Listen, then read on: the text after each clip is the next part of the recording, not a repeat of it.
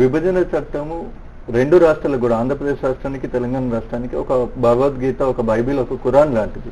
దాంట్లో ఉన్న నిబంధనలు తూచా తప్పకుండా 10 ఏళ్ళు ఉమ్మడి రాజధానిగా ఉన్నంతకాలం తర్వాత తరాలు కూడా పాటించాల్సిన అవసరం ఉంటుంది. ఆ ఉద్దేశంతోనే విభజన చట్టాన్ని పకడ్బందీగా రూపొందించడం జరిగింది.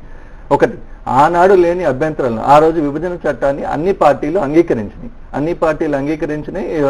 ప్రధాన అంశాలు అనేకం కనిపిస్తున్నాయి. ఇప్పటికిప్పుడు ఈ అంశాన్ని కేసీఆర్ గారు కూడా అన్ని అంశాలకు ఆయన సమ్మతితోనే సోనియా గాంధీ గారిని కుటుంబ సమేతంగా పిల్లలు మనవరాళ్లతో సమేతంగా కలిసిండ్రు.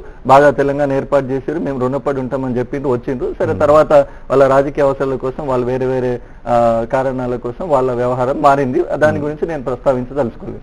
నేనేమంటా అంటే మిత్రులకు, తెలంగాణ ఏపీ రీఆర్గనైజేషన్ బిల్లో ఇచ్చిన అంశంలో ఇదొక చిన్న అంశము. సెక్షన్ 8 ప్రకారం వాళ్ళు కమ్యూనికేషన్ లో ఉన్నారు.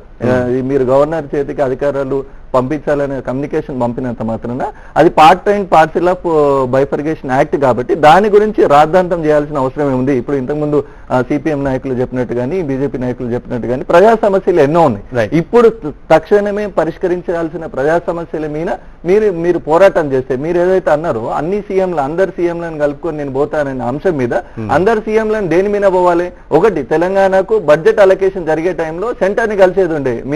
మీ ఎంపీలను పంపిండ్రు, మీరు పోలేదు. ప్రపోజల్స్ కూడా పోని పరిస్థితుల్లో మనకు రూపాయి ఫాయిదా లేకుండా బడ్జెట్ రూపొందించడం జరిగింది.